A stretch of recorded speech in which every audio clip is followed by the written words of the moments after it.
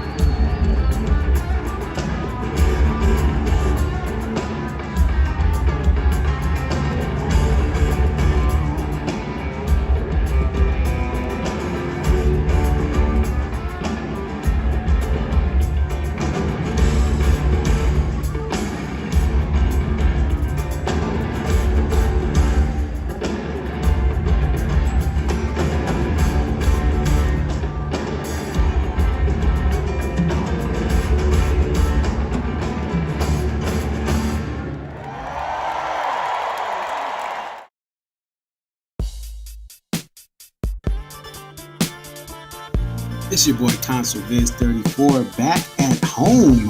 What up? What up? It's your boy Concert Viz 34. Yep, so your boy Concert Viz 34 coming to you here. What up? What up? It's your boy Concert Viz 34.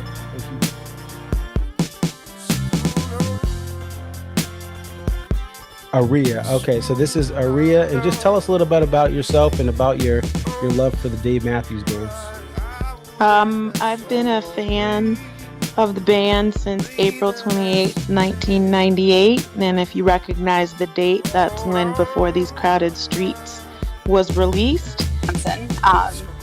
Alpine is definitely a better venue than Summerfest, but we'll take it. I think I've been going to shows for about 20-something years. I always tell people, like, compare DMB to now to when I first started. And I got started, in my opinion, I feel like I got started late. Happy belated birthday, John Dix. End of the band's prime. Just had a birthday a couple days ago. 06 was like the end of the prime. 07, 08 was like, you know, we're at the very end. And then when Roy passed. But Dave really, this is the thing. Dave has put, Rashawn has been assigned the quarterback of this team. He is the coach, the play caller. He designs the jams. Dave just shows up and plays whatever he's going to play.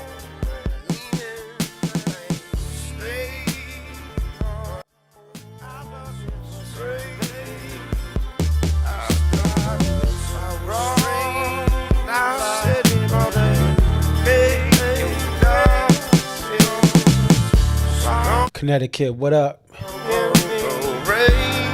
Rhode Island, what up? New York, what up? Boston, we're not gonna rock with Boston, but shout out to the rest of Massachusetts. Just playing. Griswold, what up?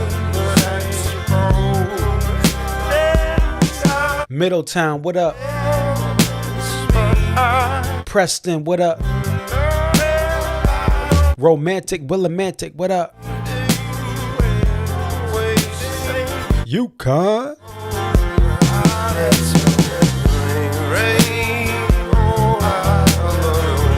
Wesley, Rhode Island, what up? Waterford, what up? Clinton, what up? R.I.P. Harambe. He's not from Connecticut. Shout out to the deep cuts that arrived.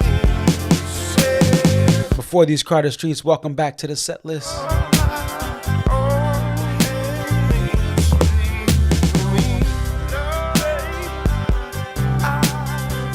R.I.P. Quincy Jones.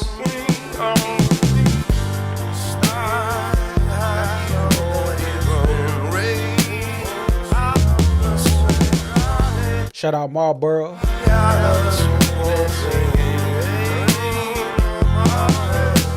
Manchester. Shout out South Windsor.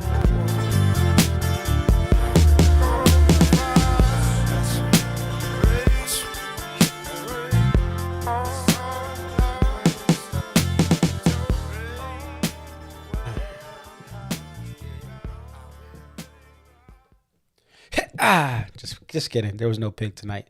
What up? What up? It's your boy Conserviz 34. Thank you for joining the DMB post show stream. I see my boy Kenny out there. He's in Daytona Beach. Shout out to Josh, Zachariah, Garrett, Zach G. It's too bad we couldn't meet up, Zach. I don't know if you have other social media outside of YouTube, but I hope you enjoyed. Looks like you did enjoy your time at Mohegan Sun Arena. One of the best things about Connecticut is Mohegan and Foxwoods. These casinos are some of the biggest casinos in the country. Everything you need is within the casino. Parking is free. And today's story is night 2 was better. It was better in so many ways. we talked about Dave's emotions yesterday and just what he was going through, but tonight he put a set together. This was like when you see Bar Rescue, right? Or one of those shows where they try to someone, there's some sort of business and a restaurant typically, and they try to fix something, and they find where the profit leakage is, right? They find where money is not, the math ain't mathing, and they find ways to be efficient. They fire people for pouring too much of a drink or pouring too little of a drink or not attending to the bar. And tonight's show had everything that last night did not. That's not to say if you enjoyed last night that you're like, oh yeah, you're whack. No. I'm just saying, my opinion. Tonight just had everything that makes a good show for various segments of the fan base. When you open with Bartender, you know that it's about to go down. Last night opened Tripping Billy's, but what's that song? Catalyst, you intend to bring me down. Put some mediocre songs in the second part of night one, and I turn around and it's all downhill from here. Right? Remember that? Who remembers that song? Who went to Warped Tour back in the day like I didn't heard that song? That's Newfound Glory, right? Yeah. Today, the momentum kept going. You start off with Bartender. The Hello Again is a sign for, hey, we're back. And we have things in more of a manner to give you this second night of entertainment on a higher level than the first night. We get the first Away from the World song of the entire tour. That is Sweet. So welcome to this tour, Away from the World. By the way, we'll go over some stats, but there were no Big Whiskey songs tonight. And I'm fine with that. We had one Away from one Some Devil song, and it wasn't So Damn Lucky, which was a signature highlight for many fans of the summer. But you can't play it every high frequency.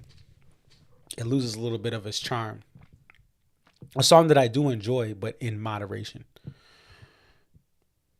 Right? Play So Damn Lucky responsibly. Void where prohibited.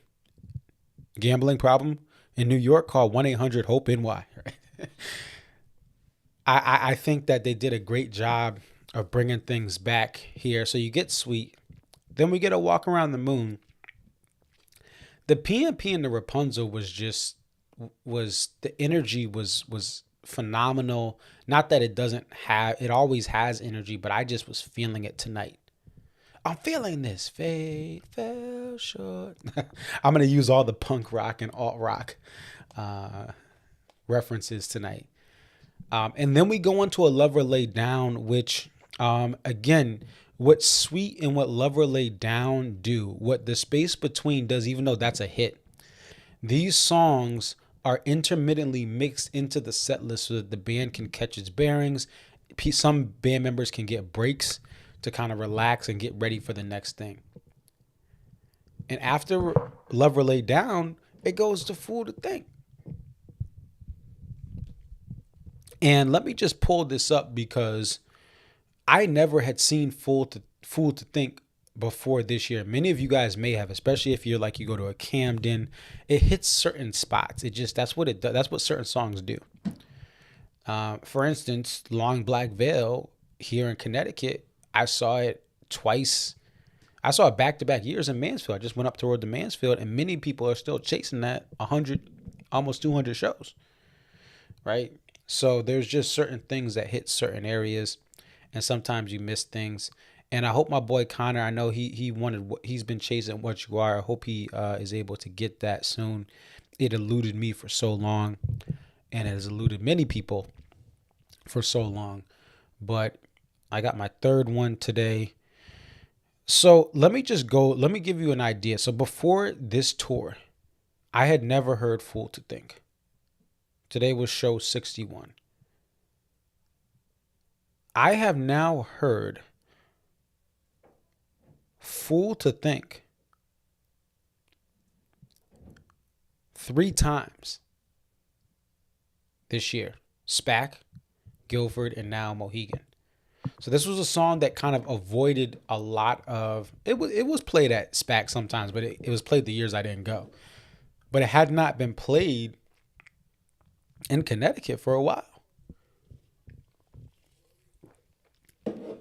But I got it. Because I've been to every Connecticut show since the last Connecticut show I missed was May 26, 2012. Dave and Tim, Farm Aid ×2. Fool to Think comes back to Connecticut. So I'm happy for that. And then you get the song that Jane likes. And Fool to Think, it doesn't get necessarily the crowd as much engaged across the entire arena. But for the deep cut lovers, that's our bread and butter. Some of them. Some deep cut lovers don't like it. And some of that has to go back to the when Every Day was released and just how it was played more back then. Then we get the song that Jane likes. And that really got everyone in. It's a song that has just enough of a swag to get some of the deep cut lovers, and then the casual fans that know it. Some don't, and that's okay. You know, some of the big whiskey folks in Forward, they don't know song that Jane likes as much. Some do, but some people who have just recently joined on and hopped onto this metro, the DMB Metro. We don't have a bus. That's dead. DMB fans take public transit. No, I'm kidding. Right? They hopped on to the DMB Metro train to go on this joyride. You know, but overall the crowd just, you heard that cheering. And hold up, wait a minute. Y'all thought I was finished. We go all the way from song that Jane likes, a nice cute little song, to Seek Up. The momentum does not stop, okay? It does not stop for this show. Now, there are certain songs we could, some people could do without, but the momentum did not stop. We get a Seek Up, and I thought this was, I'm seeing improvements as they've played this less over time. I'm seeing a better intro, right? Think about, if you're a hockey fan, the entry into the attack zone is one of the most important things of a power play in playing hockey. We used to practice. Well, not we. I was on the number 1 team in the state in high school my senior year. I was on the 3rd line. I played more my sophomore year. We got all these players from my age year, 1990, born then, that hopped from other top elite travel teams to play high school hockey because of the culture. It was lit. And so, but player of the year was on my team. They used to, I was on the penalty kill against them so that they could have players against to practice their power play. They'd practice it for hours on end, but getting that entry was important. And the band's entry in Seek Up post Roy has been, to me, just, it's one of the hardest things for them. Right? What are we looking at here? We're looking at plays by year for Seek Up, right? So we've had 7 this year. There were only 3 in 2023. Now, there was more before this, but then, they went down last year to 3 DMB plays, and then now we have 7 total plays, 6 DMB, 1 Dave and Tim. But they're not at that 14 or 16. They're not at that 11 or 17, 12, 9. They're not at those levels. They're close to 9.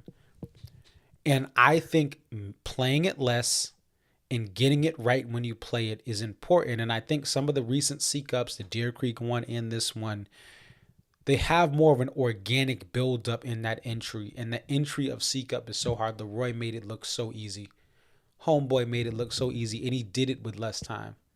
Oh, Mark, you went to high school with Nick Bonino. I was a year after him. I know. Yeah, Bonino won that championship, Division II Farmington High School. I remember that because he's a year older than me. So that year I didn't make my varsity team, so I was playing like travel, and then like the next year, '06, was it oh? That was '04, '05. He won '05, '06. I was there. Mystic, will I be putting the full show? Yeah, I'll be posting the full shows. Single cams, I may put those out, and then I'll do multi cams. That'll be like probably a couple months from now. But getting back to this, the Seek Up was great. They pull right into Cornbread, and I'm typically not a fan of Cornbread. I think, and I know why people like it, but the lyrics don't do as much. But I was impressed by Cornbread tonight. Like, I was impressed. I was very impressed by Cornbread. And then Warehouse, they had the thing about Warehouse, and you'll see it in the notes here if you guys check the almanac. They did the improv intro and then did stop time, and that was cool. Maybe they've done it in shows I've been to, but again, the moment it did not stop. Seek Up, Cornbread had energy, and then you had Warehouse with that improv. So you're like, oh, maybe that's not gonna start at sight. We're going to the stop time. And now again and again was a little bit of a break for the band. Dave used to play that song without his guitar, any guitar on him, but tonight he played it with him holding the acoustic guitar, trying to mute it, and that's why he doesn't do it, because Tim's parts are sufficient enough for the vibes of Again and Again. And again, this is an example, in my opinion, if you're going to play one song from Come Tomorrow, Idea of You, Again and Again, which hadn't been played in 33 shows. And if we again look at again and again, if pun intended, if we look at this all time, look how like it had got no plays last year and 4 in 2022. There's been 7 this year, but I think it's good to, bring that in verses, songs that need to go away. A song we didn't hear this entire run, Can't Stop. Thank you, Dave Matthews, for not playing that song. Some people like it. Again, if you like it, that's fine. I don't need to hear it again. It needs a little bit of a break. One Step Closer to the Edge, that song needs a break. Every time you play that song, One Step Closer to the Edge, this song needs a break. Okay? And so that's a little bit of break. And then they go Gravedigger straight in. There's no drum, so you can't really guess with the drum solo or drum, typically they'll do that. Is it a Say Goodbye or a Gravedigger? And how you know it's Gravedigger is if Jeff doesn't have the flute and the style of the solo. And then they go into Monsters, which I feel like I haven't heard in a while. Maybe I did hear it. But Monsters is a great song, and they're not beating that song down right now. They're letting it kind of be played here and there. Let me see the count of that here, because I'm interested to see what it's been looking like. So it went from 33 last year they played it because that was one of those singles they had. It's down to 16 DMB and 1 Dave and Tim, 33 for the album rotation. And I thought if you're going to play a song out, I don't mind Walk Around the Moon and Monsters for that year of the Walk Around the Moon album coming out in 23. Okay. But there's been 17 still, but still they do not, it feel like the streets have not been flooded by Monsters. They're kind of just having it gone. It hasn't been played in 11 shows. And then we get to that song. And I will say this, if I'm honest, it is hard to capture the intensity of volume-wise of what you are at a live show. But I do like how they play it live. I think if it was louder, they were to crank up the noise, it would be more of a wall, too much of a wall of sound. But what you are, like the studio version, I've ran up in the cold, in 10-degree weather, up a steep hill in Connecticut, a couple of steep hills in Connecticut, and I do my hill areas jog playlist, because it's hill areas, like hilarious. It's a hilarious playlist. And that's one of those songs I put in, and there's a power to that. But hearing it live, listen, I'm gonna tell you right now, you may have seen my clip on X. The video recording of that song, that is one of the songs where I'm moving the most, even if I'm recording it, because it's just a song that I get it. There's so much emotion and power in that song, and it's the reason I bought a baritone guitar. Some devil too, but if I'm honest, What You Are is that song that I wanted to just be able to strum out, have a long day at work, right? My wife says, "You pick where we eat tonight, honey." That's a trap. So I got, don't trust me, trust you. And I'm just kidding. Shout out to my wife. I love you. It's a joke, guys. It's a joke. But it's just that song where you can release that energy and frustration in a positive channel out. And so by you not being there, even like we got ABI break free, I wouldn't mind it. But this is the first What You Are in Connecticut since 2008. Again, I've been to every show. This is not the flex. This is just to show you, many of you guys have similar examples. You go to as many shows as possible in your home state. I've been to every show in Connecticut since I missed May 26, 2012. And What You Are was not played in Connecticut until tonight. And that's what also makes it fun when you go to all these shows and you enjoy them, but there's still a treat for every run of shows. Last year we got, to me, man, if I'm gonna be out that stone, right? The Big Eye Fish Night one, even though they didn't go to bartendy, still was dope. There was we had Straight Shot song debut. But What You Are was awesome. And then here's the thing I like. Two things. The first is the space between, in my opinion, sounds the best on baritone. That's how it was recorded. I do not like the acoustic raised B performance of Space Between at full band shows. Dave last year started to bring back playing the Space Between on the Barry, and I think it's better. Then we get a Watchtower to close off the set, and shout out to Robin, because Robin, tagged me and someone else, and who we agree, two of her friends, me and another friend she has, both we don't like when Watchtower closes out encores. I'm sorry, I don't want to end a show on Watchtower. We ended on two-step. Now, I will say this. I'm very aware that the majority of a crowd loves Watchtower. The casual fan, the husband that's with their wifey, and they don't really rock with Dave, but they love their wife and they want to have a good night. Watchtower comes out. Hey, I rock with that.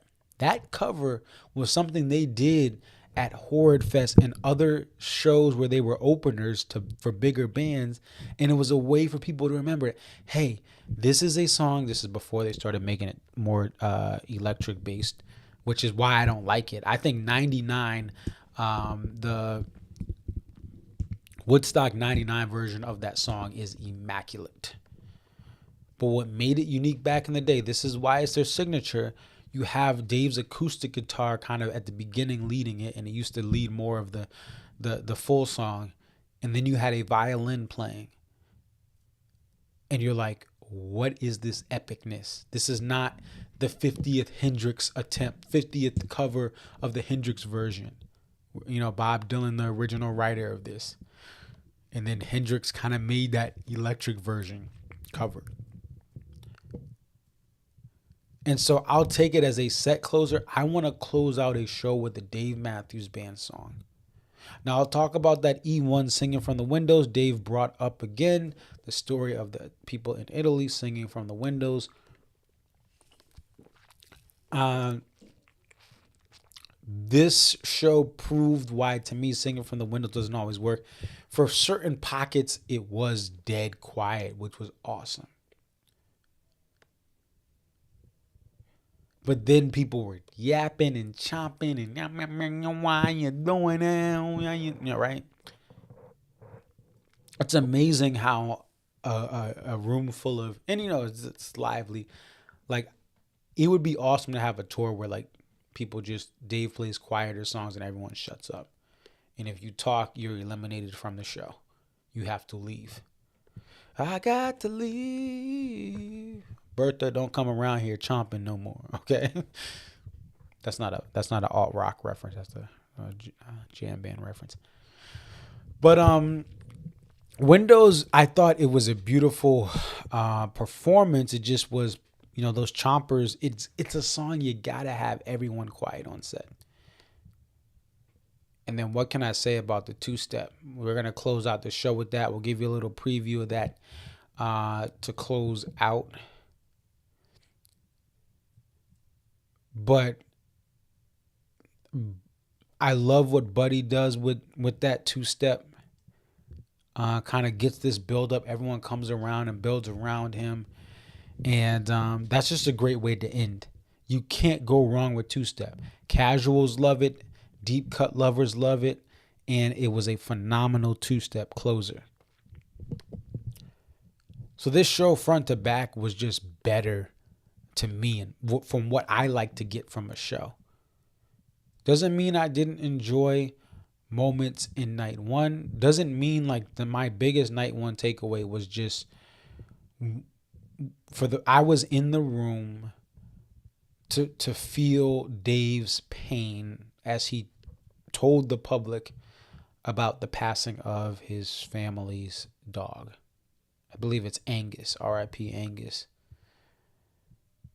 And so that's like, okay, it was, you know, for him to be so vulnerable, I appreciate that.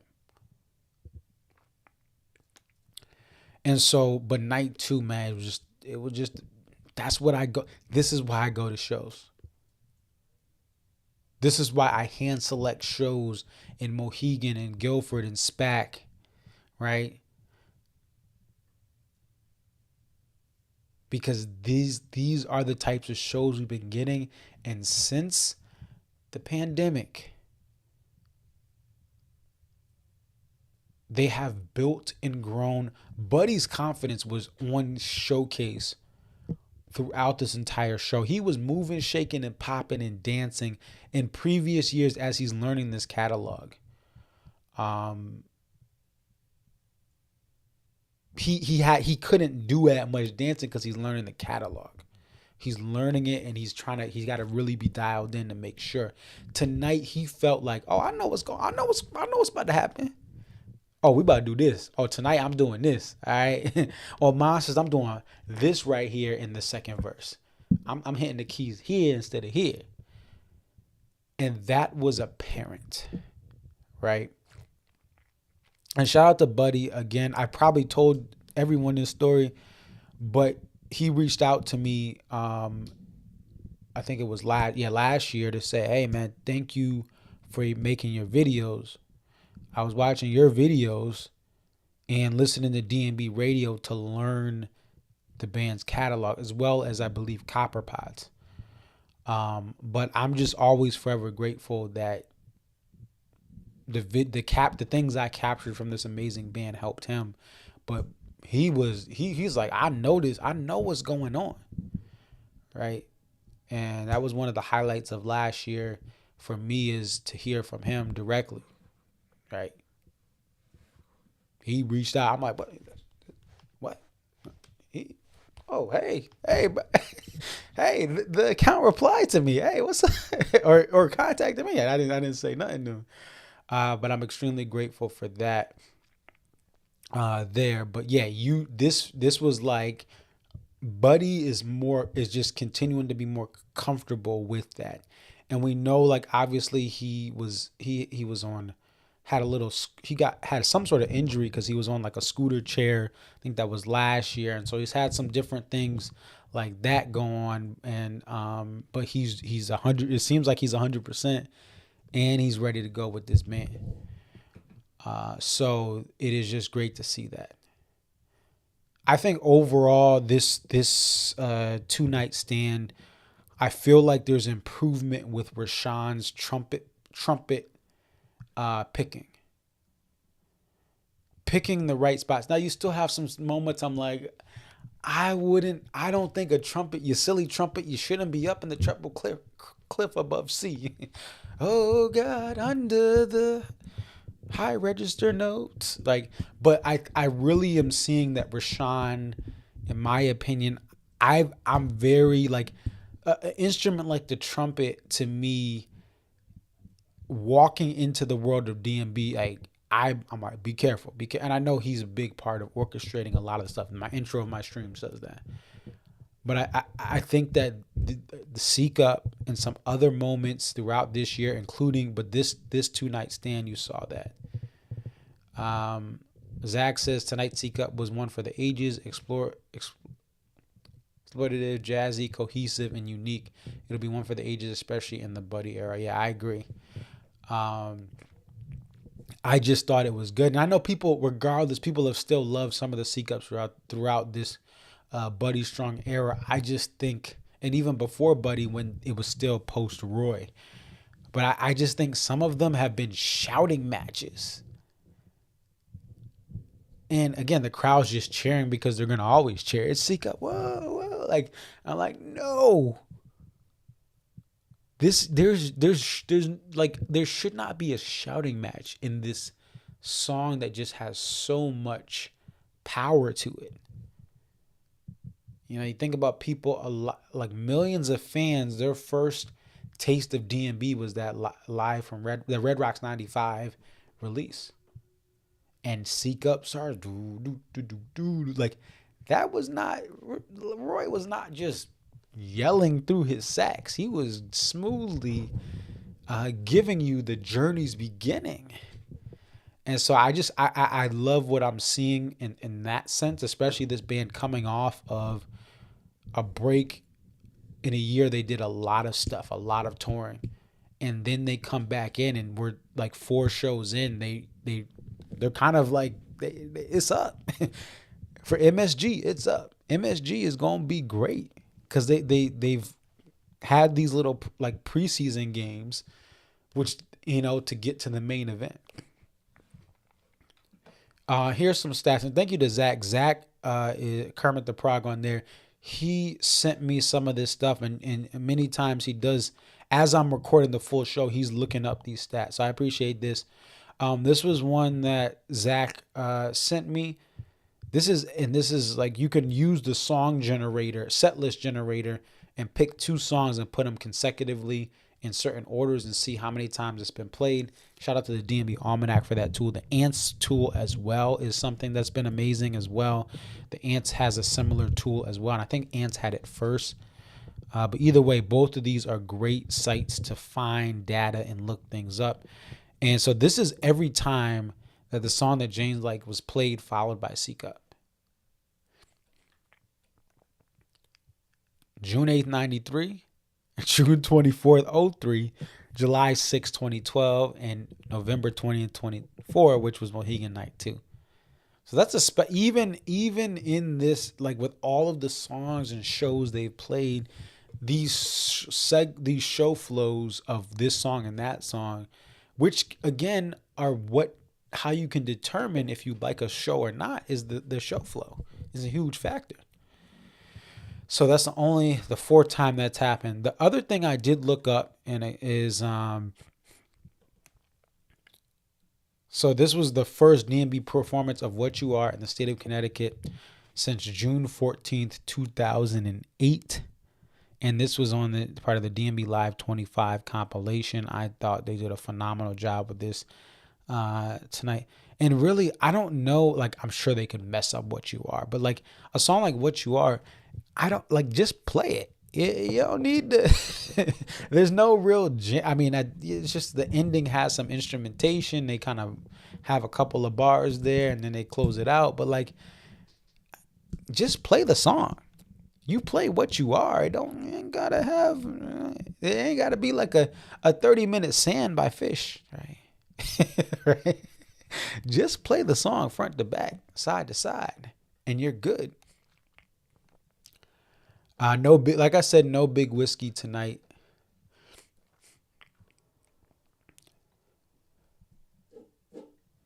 And just a great way to end the non MSG shows. We'll get to MSG in a second. Oops.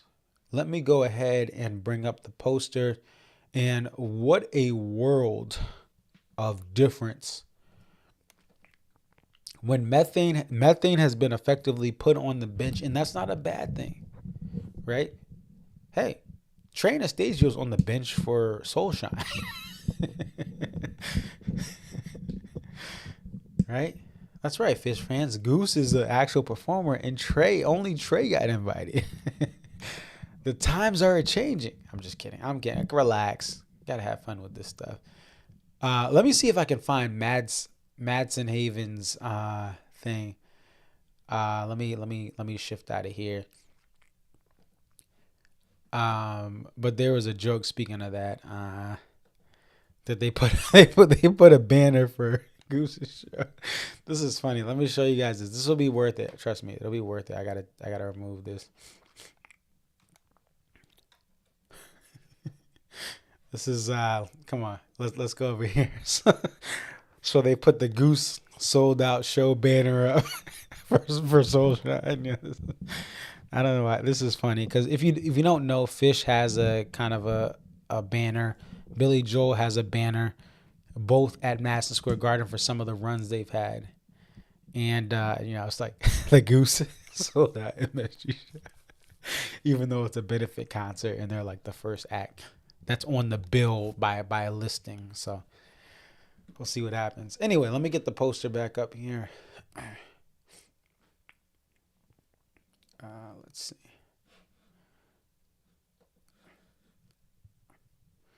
Let me get the poster. And the poster, to me, I think last night was better, but this poster, the outside merch sold out. I'm sorry, guys. I did not check for posters. I did not check for posters if they sold out or not. And let me just get the information on the poster artist.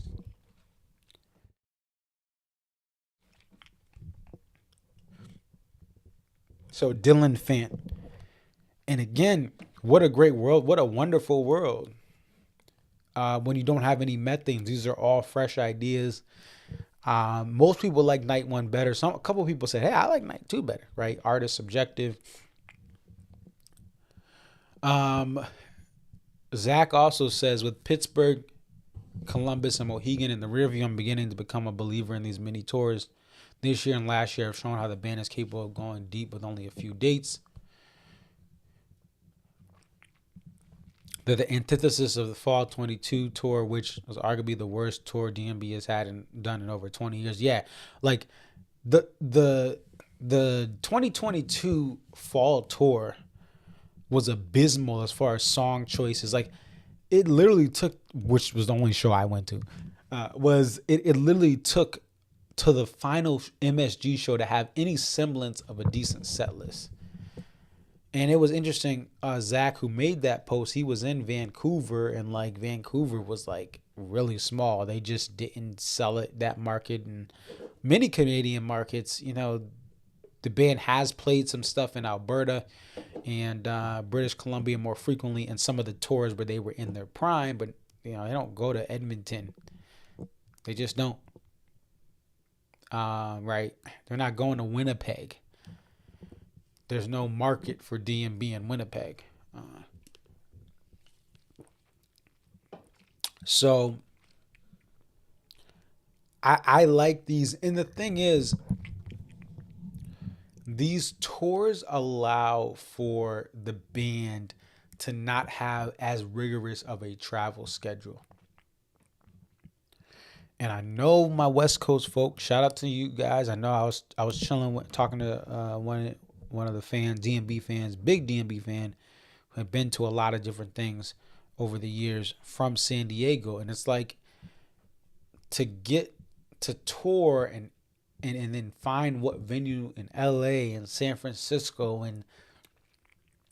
and all the different West Coast locations is a lot. And even the last 2022 tour, they didn't do LA, right?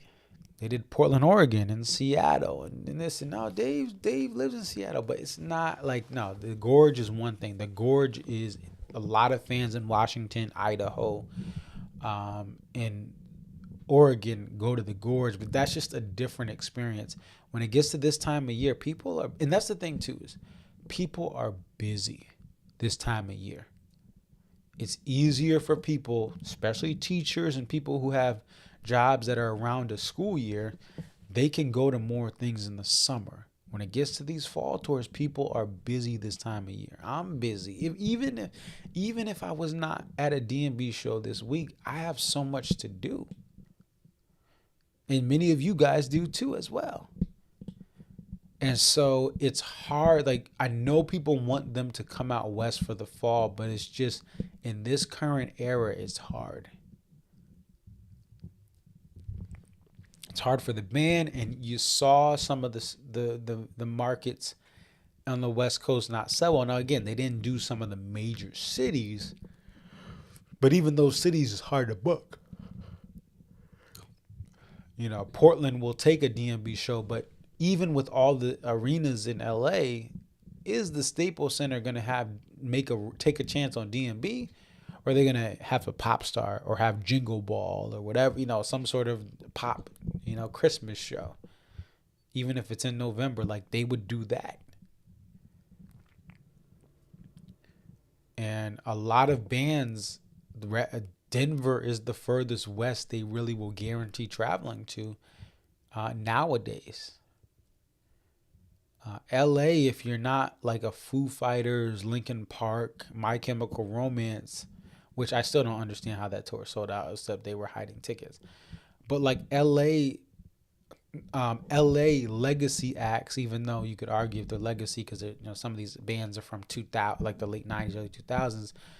LA will go and see a Blink-182. San Diego, Petco Park was filled up for Blink-182. It was like one of the only ballpark shows, if the only ballpark show they did for the recent tour they had. I think they may have had a couple more. But like, they could go to amphitheaters and then pop up to Petco Park for San Diego.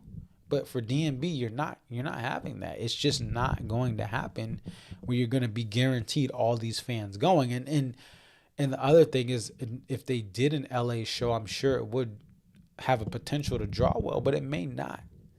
And the Hollywood Bowl had its own challenges because to book a hotel, to have to rent a car, and the traffic and all those things, you did have fans that made their way out to the Hollywood Bowl the last two times, but there still were, like the last one, I believe there were still tickets of it. Like, there was still stuff in the back that didn't go sold. So, talks about the poster.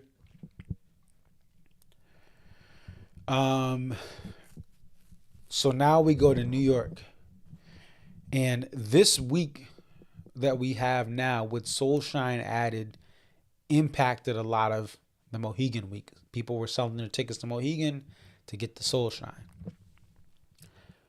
The New York week as well, with 3 shows, kind of shows a little bit of a limitation of what people are willing to do. Some people picked just Soulshine. Now, that was me, and that was because I had a wedding. Other people said, I want to prioritize MSG Night 2. I want to prioritize MSG Night 1 and 2, but I just Soulshine. I need to get out of here. Hotels are expensive.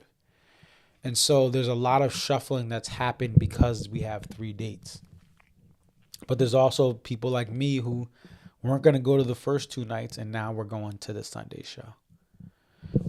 So it will be interesting what they play, because they have essentially like it's almost like maybe 2.5 shows, with that half being whatever they play for the benefit concert. So we'll see. But I mean, obviously the MSG shows have typically been great And so that's why people travel from the other side of the country. I remember meeting people from the Oregon Ducks territory that flew out for MSG a couple years ago. So it'll be interesting to see. Also, we're going to look at what do we have some of the people announced for Soulshine. Do they get into town early? Some may not have that logistically because they have other engagements, recovery days, rest days, travel days. But night 1 and night 2, you could easily. I still think you're going to see 2 or 3 guests for nights 1 and 2, if not more. I just don't see them not having guests. But night 3 will have guests. I would love to see Dodo with Trey there. But I'm just going to sit back and kind of enjoy this and hope for the best, but really just kind of let the band decide because we don't know, obviously, right now what nights 1 and 2 are. We didn't have on the post-show stream Saturday. We'll have a better idea. Do they repeat? Do they do this? Do they do cookie cutter? But it is a very short period of time. 4 bands in 4 hours. Even if the first 3 or first 2 go shorter, it's still tough. But we shall find out. Let me see some of the other comments. And thank you guys I appreciate you guys commenting and giving your thoughts. Garrett says I was at both, and night 2 is magnitude is better for me. Zachariah says, found it odd. Some people were saying tonight was better. The energy was kind of all over. I still think that night 1, it was hot, Katy Perry, hot and cold. Tonight, depending on where you were, that may make a difference. But tonight, I just really felt like the songs, for the most part, were awesome pushes through to the next song. Zachariah, so I could do without space between. C-Cup's not a favorite, and a decent amount of new songs. So guess it wasn't my vibe. Still a great show. So you do have 3 Walk Around the Moon, but that's really all that's new. Away from the World is getting up there. It's almost 10 years old. Or no, wait. No, it is 10. It's 12 years old, right? So yeah, it's not as new, but it still is a newer song in the full trajectory of the band, the scale of the band. What else were you guys saying? Zachariah's at show 38. Oh yeah, do without cornbread. I agree with that. As Zachariah said, I could always do without cornbread. But I thought the way they pushed it through was great. I also am glad they didn't do Crush. I'm glad they did not do Crush. Ken Dog is asking what I say. I'm not at Mohegan, but I'm in a hotel.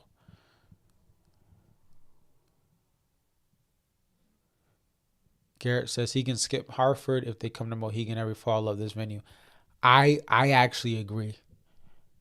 Since Hartford's last 2-night stand of D&B back-to-back nights was in 2014. They actually, ironically, got an extra year with the 2-night stand compared to Mansfield, which technically Mansfield is outside of Boston, which is a large market, but Hartford has always had the heart or the heartbeat of this band going back to the mid-90s.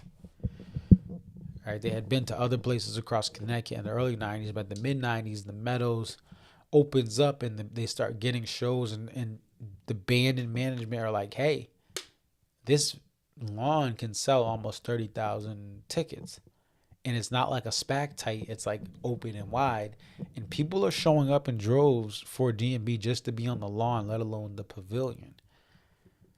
And so it started a relationship where the band went to Hartford for 2 nights year over year in the late 90s, and then it's starting in the late 90s, and then at the turn of the century they had some runs of 3 nights and then went back to 2 and then down to 1.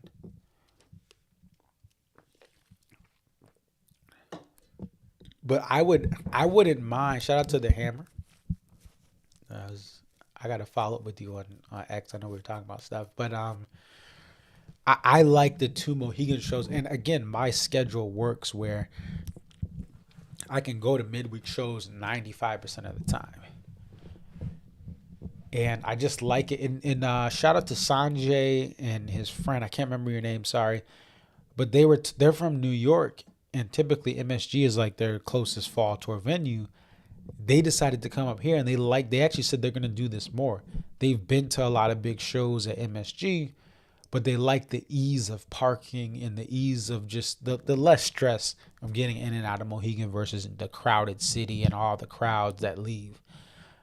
Mohegan is just a great place, and then there's not a bad seat per se in the house, where MSG, with the Chase bridges that were built during the last renovation, it blocks off some of those upper level seats from seeing clearly.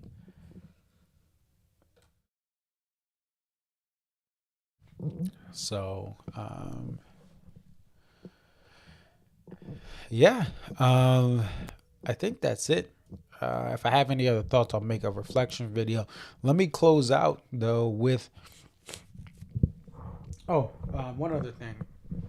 Oops, I should keep this here. Again, I cannot thank everyone enough who stops with me, says hi. If you guys can't tell, if you met me, I love talking to people. I could talk to people for the entire day. And so I kind of got in some conversations. Great to chat up. Great to understand where you guys are from and what you like about this band. Never hesitate to stop and say hi. But I am humbled that there's so much support for this stream. I'm not trying to go viral. I just want to connect fans, and whether it's 200 people watch this or 500 people, I really appreciate it. And speaking on that note, so one of the people on Twitter that had been a follower almost from the beginning, had supported this channel and everything I do from the beginning, is Todd G. And so Todd, he lives kind of in this part of Connecticut, and we met up today. We've met up previous times at shows, and he's a great man. And it's great. It was supposed to be a quick, he's like, I got something for you. And I hadn't seen him in a while. So we were just supposed to drop something off. Like, what is it? And we ended up talking for like 2 hours at the park. And, but anyway, he said, listen, I got this thing. I have, like, he's a huge record vinyl collector. He's like, this thing has just been collecting dust in my house. It's still packaged. I know you've been sharing about the live tracks that you've gotten on vinyl. And so he gave me Live Tracks 1. I was like, I don't even know what to say. Thank you. Like, I thought it was just going to be some quick thing. And honestly, the bracelets people give me, like, I just appreciate your time or your support. But to give me the full Live Tracks 1, man, this is like, I'm going to use this. I'm going to listen to this, as you guys have seen on X and Blue Sky. Maybe I just joined Blue Sky, but like, I'm really appreciating this music on vinyl, even though I have the lossless high quality versions of different stuff. Josh has said, great evening, nice to see you. Yeah, hey, get some sleep, but thank you. But yeah, this right here, I'm going to listen to this, and I'm very thankful for this. And no, I'm not expecting people to give me these exorbitant gifts. Like, oh, it's your boy Conservids 34.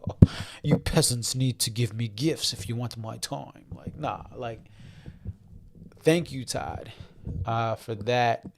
And thank you, everyone. I mean, again, I know I probably say the same stuff over and over. And, thank you to the band, hey, this and that, and acknowledgments. But it is refreshing.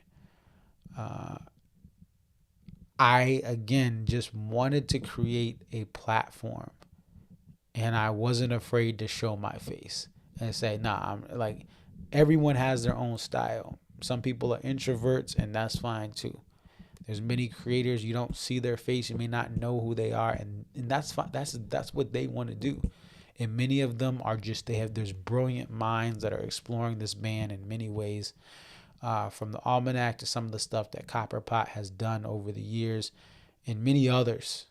Then the tapers are that. And let me say this, I didn't say this fully, and we have Zach on, who's Kermit the Prog, and he taped both of these shows, brought an 8 mic arrangement.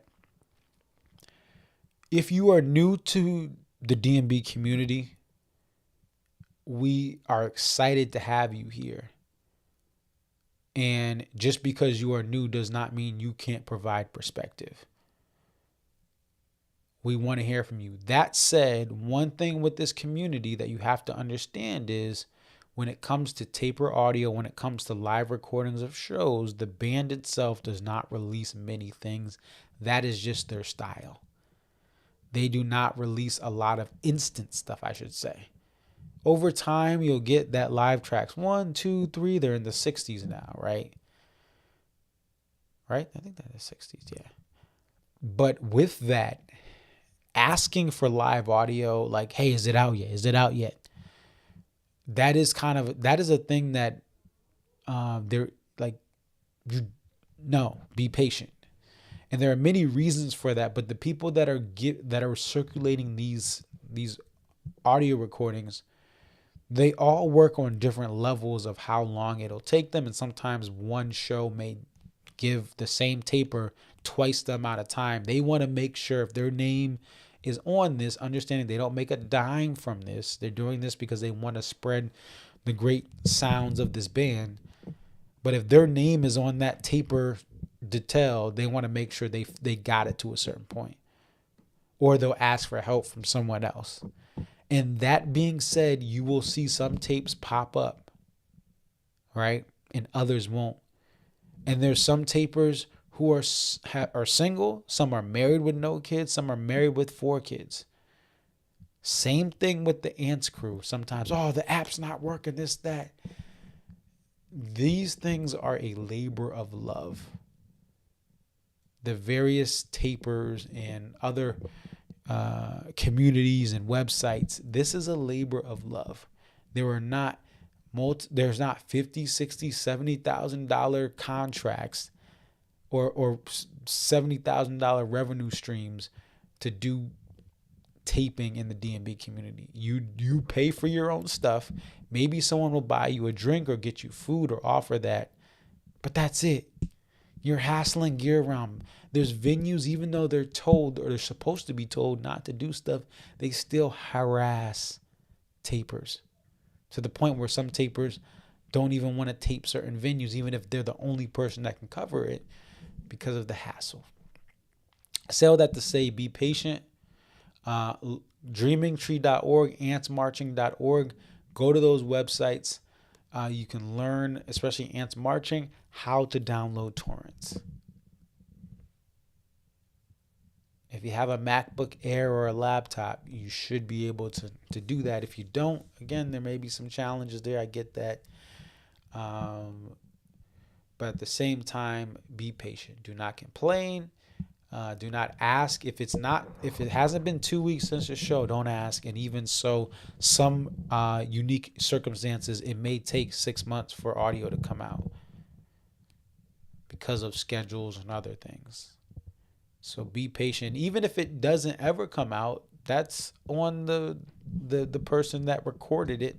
Again, not making royalties, not making money, but their name is still attached, that they're the ones who captured this audio. So if they need more time or they don't ever want to release it because it's just a rough cut or something went wrong with their rig, respect it and move on. But the patience I've noticed, and this is just because the fan base is always growing. Even now the fan base is growing, and it's so great to see. It's never too late to go to your first DMB show. I didn't go for years because of various factors, including the frat boy environment in Hartford. Nonetheless, thank you to the tapers. Thank you to Mohegan Sun. Thank you to all you guys who came out to the great state of Connecticut where I live. I'll tell you, this is a great place to live if you want to see a lot of concerts, not just DMB. Access to Broadway and other entertainment. Boston, New York, we're in between it.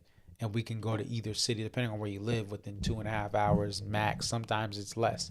Depending on where you live in the southern part of Connecticut, you can get into New York City in an hour and a half with traffic sometimes.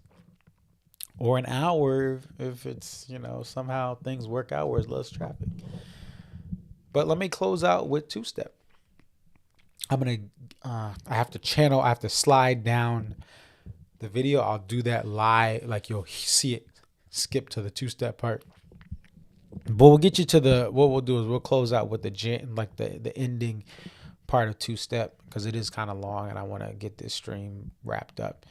It's your boy ConcertViz34. Thank you guys again, everyone in Mohegan. I enjoyed you all talking, hanging out. Let me get out of here. I gotta set this up. Mama, get this transition through. Thank you so much and peace.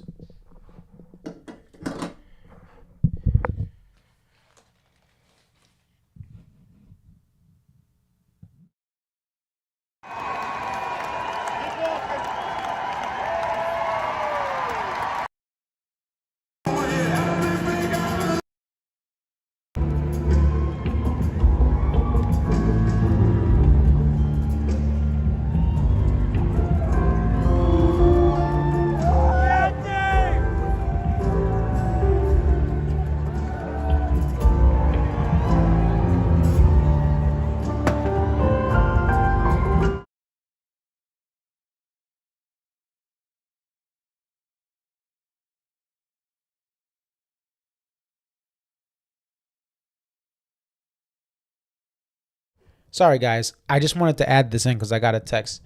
Soul Shine will start at 7 and it'll end at 11. They're going to have some triple encore.